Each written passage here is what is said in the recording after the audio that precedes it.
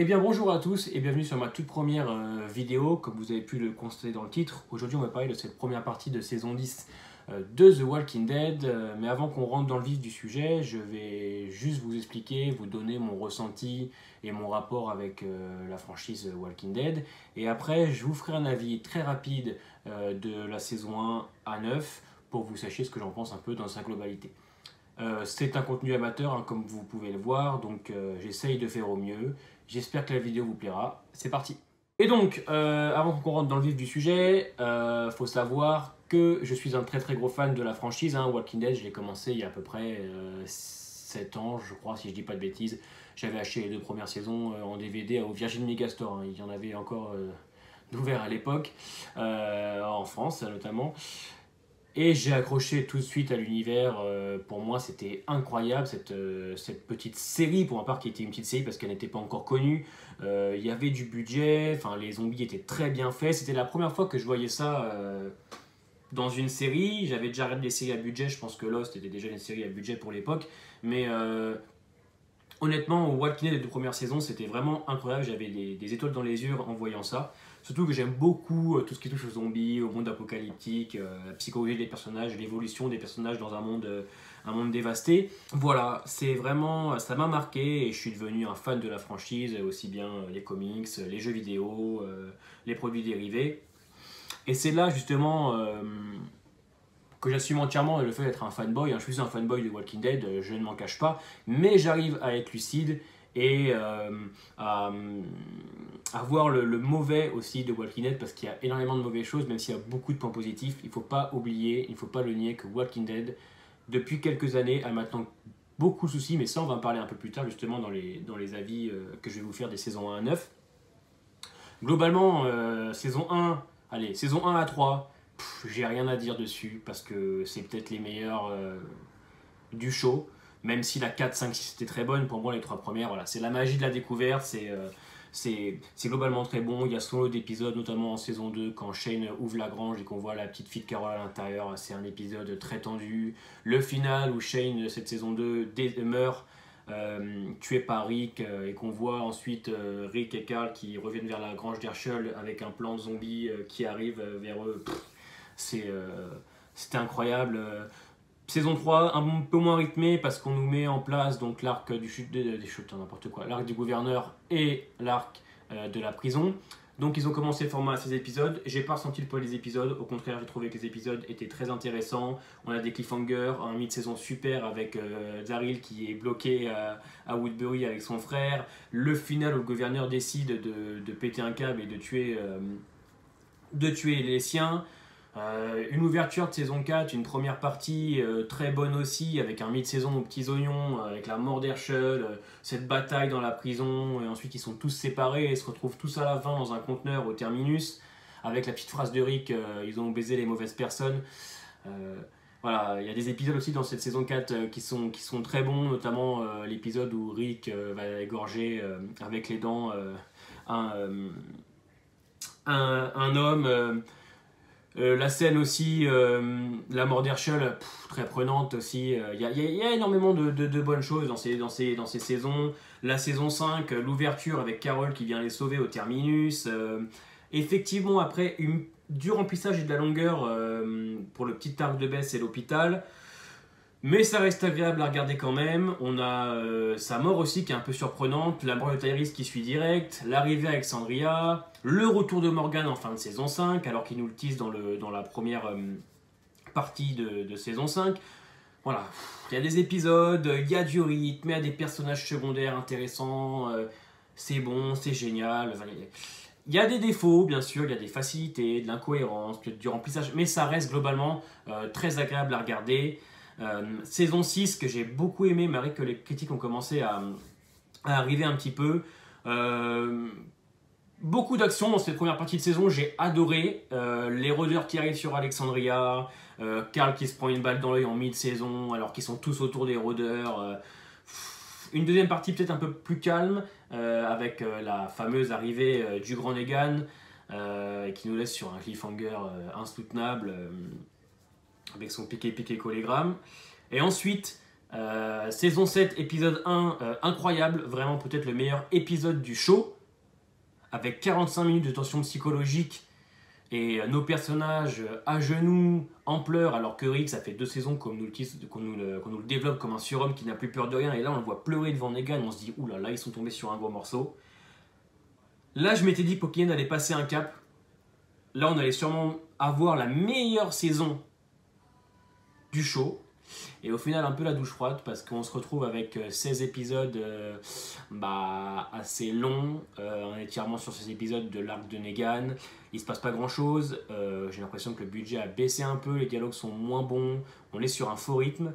Alors d'accord, on est sur un final qui bouge, qui nous fait comprendre que la guerre est déclarée entre Negan et les communautés se rallient, la guerre est déclarée. Et ça se termine comme ça, voilà. Un peu en demi-teinte, très déçu. Il y a des bons épisodes, il y a des épisodes très mauvais aussi, et très lourds. Et ensuite, on arrive en saison 8. Là, ça va être simple. Je l'ai trouvé catastrophique. Je n'arrive pas à ressortir du bon de cette saison, à part Negan, Simon, Dwight, Eric, qui portent le show tout seul, 4 déjà. C'est mauvais en tout point. L'écriture est mauvaise, les plans sont mauvais, il y a des incohérences, de la facilité, un filtre gris, pas de budget. Encore 16 épisodes de Negan, c'est trop long, c'est lourd.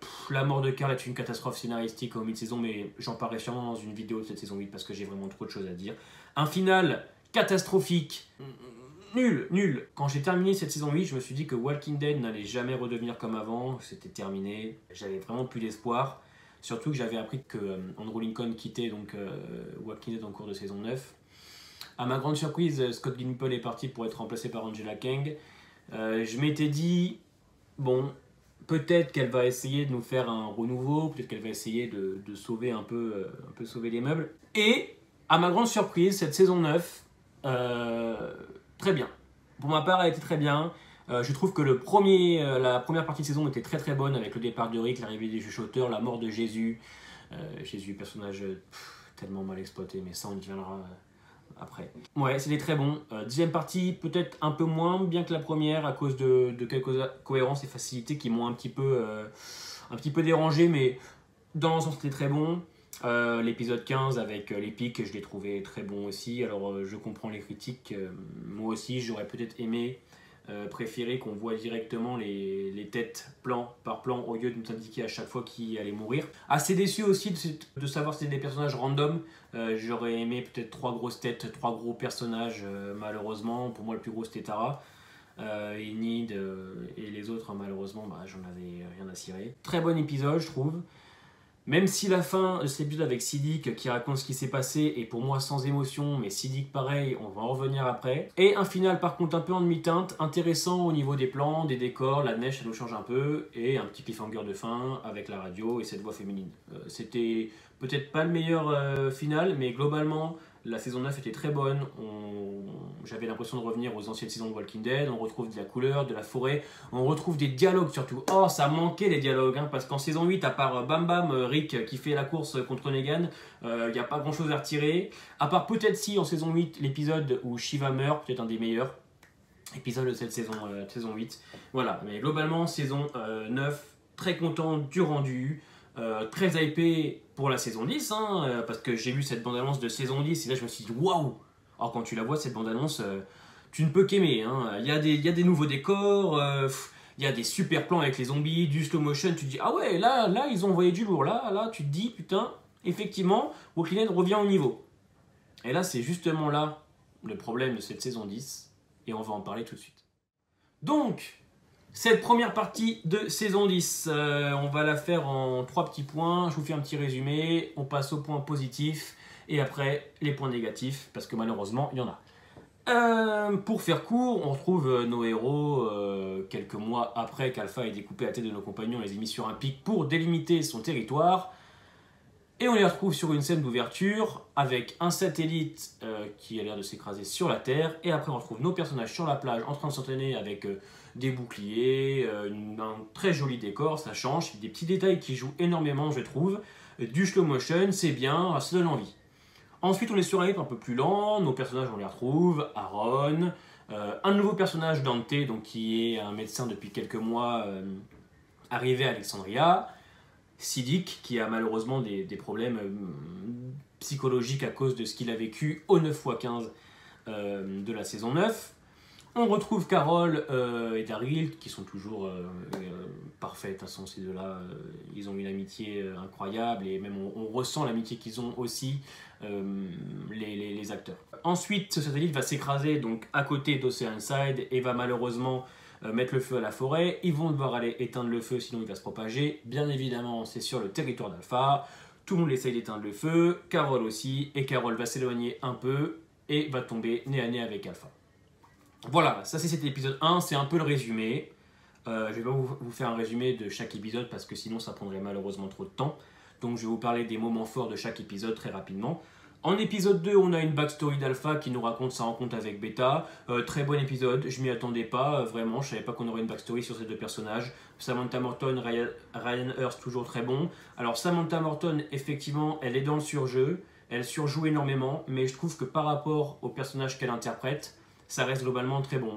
Alpha est quand même un personnage dérangé mentalement, ça on peut pas le nier, et je trouve que la façon dont elle surjoue rend le personnage agréable. Ryan Hurst, rien à dire, très très bon en bêta, j'ai l'impression que c'est le même des comics, j'adore. L'épisode 3,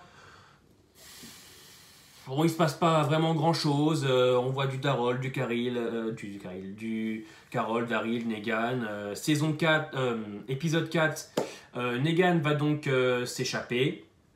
Va s'échapper donc de Alexandria parce qu'il a tué malencontreusement une dame en essayant de défendre Lydia. Il la pousse et elle va s'écraser la tête contre un mur. Bon, il lui fait une petite poussette, on retrouve ensuite sur le plan d'après la tête éclatée de la fille contre un mur.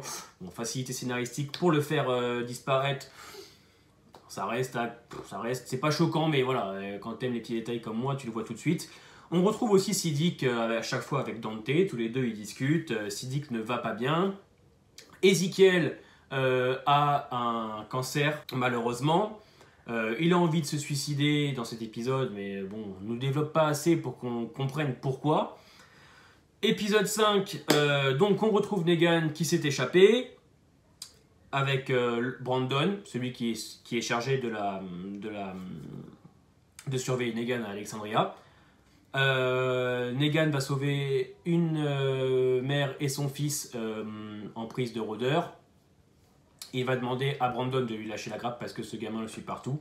Brandon va donc tuer ce gamin et sa mère. Negan va vriller, va tuer Brandon et va partir dans la forêt. Et là, il tombe nez à nez avec Beta, fin d'épisode.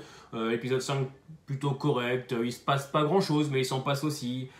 Épisode 6, on voit Negan chez les chuchoteurs. On voit encore Siddiq qui a malheureusement des troubles, encore des troubles tout le temps. Bon, épisode plutôt correct, j'ai bien aimé Negan chez les chuchoteurs. Alors, il y a un truc qui me gêne, j'ai l'impression que les chuchoteurs ils sont 5. On a l'impression qu'ils sont 5, qu'ils ont 3-4 vêtements, alors que dans le comics, c'est une vraie communauté, ils font des festins, et là, voilà, ils font un petit truc avec le sanglier. Bon, voilà, c'est bien, mais ça manque de quelque chose. Donc, ensuite, fin d'épisode avec une super scène où Negan revient et s'agenouille devant Alpha, et on a compris qu'Alpha faisait confiance peut-être à Negan maintenant, ou l'accepte au sein des chuchoteurs. Ensuite, l'épisode 7, épisode très intéressant, parce qu'on découvre, au fil de l'épisode, un Siddiq enfin développé. On le développe, il est appréciable. Enfin, j'apprécie Siddiq. Parce qu'après 2 saisons où il est arrivé, que Carl l'a sauvé, on le voit 3-4 fois, pas développé, rien, mal exploité. Là, on nous le développe, il devient intéressant. Il a une très bonne connexion avec Rosita, j'ai trouvé ça sympa. Et à la fin de l'épisode, Dante va tuer Siddiq, qui en fait, Dante est un chuchoteur infiltré depuis quelques mois à Alexandria. Et Siddiq s'en rappelle que Dante était présent lors du massacre du 9x15 et que c'est lui qui a forcé Siddiq à regarder la mort de ses amis. Et ça se termine comme ça. Bon, alors effectivement, c'est un rythme assez lent cet épisode, mais j'ai trouvé plutôt intéressant, plutôt même choqué en fait de cette fin d'épisode parce que Dante n'a rien à voir dans les comics. C'était plutôt bon, mais il se passe quand même pas grand chose et c'est à la fin de l'épisode que ça bouge, quoi, voilà, les 30 dernières secondes. Épisode 8, alors J'ai adoré l'épisode 8, c'était un très bon épisode, mais malheureusement un mauvais mi-de-saison. On retrouve enfin Michonne et Judith et Luc, parce que ça fait quand même deux épisodes qu'on les avait pas vus. Je sais pas trop ce qu'ils foutent. À mon avis, je pense qu'ils mettent plusieurs jours à arriver entre les communautés, ça doit être ça, ou ils mettent même des mois parce que elle était sur la route. Et on retrouve Michonne et les siens. On a du Daryl, on a du Carol. Michonne fait la rencontre d'un personnage qui s'appelle Virgile, qui vit sur une île avec sa famille. Il lui explique qu'il aurait des armes pour contrer la horde d'Alpha. Michonne va partir avec. On a une petite Rosita badass les 15 premières minutes. On a le père Gabriel qui tue Dante. Dante, si vite expédié. Ouais, ensuite on a Alpha donc, qui piège Daryl, Jerry, Kelly, Magna et Carol et Aaron. À la fin de l'épisode, un piège tendu par Alpha, sûrement déjà prévu, parce que j'ai oublié de vous parler de Gamma, petit personnage qu'on nous introduit dans l'épisode 2, ouais j'ai oublié tellement ça m'a pas trop marqué, qui est en contact avec Aaron, tous les deux ils se parlent, et elle lui a informé où était la horde, donc Daryl et les siens partent chercher cette horde, mais c'était un piège, et donc du coup ils tombent tous dans une grotte, et ça se termine comme ça, sur un plan très joli par contre, où on les voit devant l'air d'une falaise, et ça s'écarte, et ça se termine comme ça, fin de cette première partie de saison 10. Quand on m'écoute parler, on a l'impression qu'il se passe énormément de choses, et au final, il se passe pas grand chose dans cette première partie de saison 10. Pour faire court, on nous envoie une bande-annonce avec une bande-annonce électrique, hein. Vraiment, il y a de l'action, ça bouge, et au final, ce qu'on voit, c'est juste dans les 3 premiers épisodes, le baiser d'Ezekiel avec Michonne, bon, ça c'est n'importe quoi, c'était juste pour la bande-annonce. On est sur un faux rythme dans cette première partie de saison 10. Elle est ni bonne ni mauvaise, mais en fait, tout ce qui se passe aurait pu être fait en 4 épisodes. Et là, par contre, on sent le poids des 16 parce que c'est trop étiré en 8 épisodes. Alors oui, c'est bien, oui, c'est agréable à regarder, mais il y a des facilités scénaristiques, un manque de rythme et des personnages secondaires fantomatiques. Et c'est là qu'on va en parler, avec les points négatifs. Et donc, pour ces points négatifs, on va commencer par celui qui me saute aux yeux, c'est les personnages secondaires. Quelques saisons auparavant, on avait des personnages secondaires très charismatiques. J'en ai plusieurs. J'ai Abraham, j'ai Noah en saison 6, qui est là, qui a quelques épisodes, mais vraiment qui était très attachant. La petite Tara. On avait des bons personnages qu'on nous développait avec une backstory, pour qui on avait de l'empathie. Ils étaient présents dans les épisodes. On les voyait beaucoup plus souvent que ceux qui arrivent en saison 7 ou 6, notamment Jésus. Alors Jésus, personnage secondaire le plus mal exploité de Walking Dead quand tu sais ce qu'il fait dans les comics. On le voyait de temps en temps, il faisait des cascades, mais rien de très fou. Siddiq, Siddiq c'est... alors là pour moi c'est un mystère. Il arrive en saison 8, qui est censé être donc le futur de Carl, parce que Carl l'a sauvé, donc c'est la mémoire de Carl. Mais on voit que quelques fois, et pareil, pas développé. Ezekiel, qui est encore là, qui devrait être mort depuis la saison 9 si on se fie aux comics. Personnage assez charismatique aussi, mais pareil. On le voit quelques fois, il est là sans être là, il nous fait ses grands speeches sur la vie, mais c'est pas développé, c'est mal exploité. Et je trouve qu'on n'a pas d'empathie pour eux. Angela Kang a fait arriver Magna, Yumiko, Kelly et Connie en saison 9, et pareil, elles sont là, sans être là. Il n'y a pas de profondeur, pas de backstory. En épisode 4, la saison 10, on les voit toutes les deux à la fin de l'épisode, elles pleurent, elles ont envie de se quitter, ça va pas entre eux. Mais j'ai pas d'empathie, je ressens rien parce qu'on ne les développe pas. Alors oui, par contre, elles sont très bien, hein, les actrices, j'aime beaucoup, mais on ne les développe pas. Kelly, pareil, Kelly et Connie avec leur lance-pierre, elles sont badass, elles ont un petit côté, je sais pas, j'aime beaucoup, mais Kelly, dans l'épisode 4, elle va faire de la chasse alors que malheureusement, la pauvre, elle commence à être sourde. Déjà, ça rend le personnage pas très malin, et on la voit que quelques fois. Je veux dire, on peut pas avoir l'empathie pour ces personnages secondaires.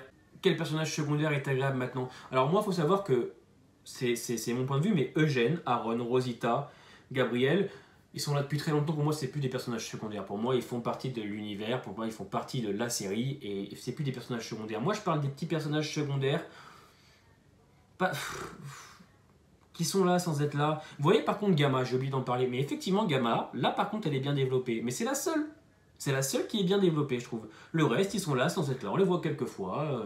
J'ai l'impression que ça mène à rien d'avoir ces personnages secondaires parce qu'ils sont juste là pour faire acte de présence et prouver qu'il y a du monde dans les communautés. Et ça, pour moi, c'est un gros souci. C'est ce souci Walking Dead. Ce sont des personnages secondaires qui sont mal développés. Donnez-nous des personnages secondaires charismatiques. Donnez-nous des personnages qu'on a envie d'aimer. Là, je sais que dans la seconde partie de saison 10, Princesse, donc Juanita Sanchez va arriver, donc Princesse des comics, mais j'espère qu'ils vont pas la rater. J'espère qu'on va nous la développer comme dans les comics, j'espère vraiment. Comme pour ceux du Commonwealth, comme pour les personnages. Vous voyez par exemple Dante. Dante, ce personnage de saison 10, bon, qui n'a rien à voir dans les comics, mais il arrive en tant que médecin d'Alexandria, bon, on nous l'explique un petit peu dans l'épisode 8, sinon c'est gros quoi, on nous le développe pas, alors bon, il est là, Dante, il tue Siddiq, bon bah voilà, histoire de dire qu'on a mis Dante, une petite surprise, ça m'a vraiment pas plu. Le deuxième point négatif, c'est le rythme. J'ai trouvé cette première partie de saison pas très bien rythmée, j'ai trouvé que les épisodes étaient un peu en dents de scie, alors un coup il y a de l'action, après c'est lent, l'action c'est lent. Alors le rythme ne me dérange pas, enfin les dialogues c'est très important dans une série, c'est ce qui fait la série même, mais il y a des dialogues qui m'ennuient, sûrement ce trio Rosita, Gabriel, Siddiq, ça m'a ennuyé, j'ai pas trouvé ça intéressant, c'est un problème, il y a un problème de rythme en fait. Il y a un problème de rythme. Les épisodes sont tellement en dents de scie que c'est difficile de le dire. On a un épisode 1 bien rythmé avec une fin d'épisode très bonne. Un épisode 2 très bon aussi, assez bien rythmé. Un épisode 3 qui commence un peu à être en dents de scie. Pareil, épisode 4, pareil. Le 5, le 6, pareil. Alors le 7, on est sur un rythme très lent à part les dernières secondes. Et l'épisode 8, on en sait un peu plus sur Aaron Gamma. On nous voit la petite Prosita badass. Ça va un peu mieux, mais c'est pas un bon mi-saison. Et ça, c'est aussi le problème de Walking Dead, ce problème de rythme. On a quand même vécu une saison 7 et 8 sur un rythme lent. Un rythme lent, je trouve que c'était catastrophique, c'était mal rythmé. Une saison 9 beaucoup mieux rythmée, avec beaucoup plus d'action. Alors, rythmé, je parle pas que d'action. Il peut y avoir des dialogues très rythmés, il peut y avoir des scènes lentes, c'est qu'on va dire, mais rythmées. Mais là, des fois, on est là en mode, ouais, on passe, on a... Et ça, c'est un problème de Walking Dead, hein, c'est un problème qu'ils ont depuis maintenant plusieurs années, c'est ce manque de rythme. Et le troisième et dernier point négatif, pareil, il est là depuis plusieurs années, c'est les incohérences et facilités scénaristiques qu'on voit, c'est évident, c'est évident. Quand Negan tue Laura, je crois que c'est Laura son nom, si je dis pas de bêtises, en la poussant et qu'elle s'écrase le crâne contre un mur et qu'on la voit la tête en sang, là c'est trop. Là vraiment, c'est trop facile, c'est trop facile. Aaron qui voit Gamma ouvrir un zombie et mettre les tripes dans ce qui a l'air d'être de l'eau, sûrement ce qui permet à Alexandria de s'approvisionner en eau. Il dit rien. Aaron, il est là sur les épisodes, dans la forêt, dans les 3 épisodes, on sait pas trop ce qu'il fout. C'est trop facile. Rosita qui vient sauver Siddiq dans l'épisode 7, alors qu'une demi-heure avant, elle était à l'article de la mort parce qu'elle est malade. Trop facile aussi. Dante qui s'avère être un chuchoteur. Vous allez me faire croire que nos héros, nos personnages qui sont beaucoup sur la défensive ne font pas attention à qui ils recrutent. Bon pareil, on nous l'explique un peu à l'épisode 8, mais c'est histoire de dire voilà, on vous prouve que Dante est bien un chuchoteur, qu'on l'a amené, qu'on l'a développé. Ensuite Dante meurt tué par Gabriel. Je sais pas pourquoi, juste histoire de dégager Dante sur mon autre personnage. Et je vais dire tant mieux, parce que si on devait se taper Dante encore 8 épisodes, non merci. Ça et l'incohérence flagrante. Michonne part avec Virgile dans l'épisode 8 pour aller chercher des âmes pour contrer la horde d'Alpha, alors qu'elle sait pertinemment que Siddiq vient de mourir et que c'est le bordel d'Alexandria, ça colle pas. On sait très bien que Michonne ne serait jamais partie. Encore une fois, je pense que c'est pour ramener son départ. Et dernier point, tout le monde à la fin de cet épisode 8 qui tombe dans le piège d'Alpha, je pense que voilà, c'est un peu gros et c'est ce que je regrette malheureusement dans cette première partie de saison 10. Ce sont les facilités scénaristiques, les incohérences, le développement des personnages secondaires fantomatiques et un rythme malheureusement mauvais. Voilà, c'est tout pour mes points négatifs. Et là on va passer aux points positifs, parce qu'effectivement il y en a. En point négatif, vous allez peut-être pas être d'accord avec moi, mais l'ambition. Alors oui, effectivement, Walking Dead c'est devenu une série commerciale, on sait, je pense qu'ils s'en cachent plus eux-mêmes, mais je trouve qu'ils ont de l'ambition. Dans cette saison 10, on nous propose de nouveaux décors, j'ai l'impression que le budget a évolué, ils ont remis un peu d'argent dans les caisses, des nouveaux décors, des nouveaux plans, on retrouve les zombies, on retrouve bien les rôdeurs comme en saison 9, donc pour moi il y a de l'ambition. Il y a une ambition de vouloir nous amener quelque part, de vouloir nous faire plaisir, qu'on retrouve les mêmes sensations qu'avant. Mais malheureusement dans cette saison 10, cette première partie de saison 10, on ne vibre pas. C'est agréable, c'est joli à regarder, c'est bien, mais on ne vibre pas, il n'y a rien d'incroyable. Mais avec cette ambition, on sent qu'ils essayent. Et je le vois surtout dans cette deuxième partie de saison 10, donc dans la bande-annonce. Je pense qu'ils nous ont réservé de grosses surprises. Effectivement, je pense qu'ils ont préféré tirer la première partie de saison que la deuxième pour envoyer la sauce en seconde. Mais ils ont de l'ambition. Je pense que Messi a de l'ambition pour nous faire plaisir. Avec ce troisième spin-off qui arrive, World Beyond, avec le film de Rick Grimes. Ils essayent de faire de nouvelles choses, ils essayent de nous amener quelque part. Et je trouve que c'est bien. Il y en a qui diront qu'il est temps de Walking Dead de se terminer. Oui, il est temps, mais il faut bien le faire.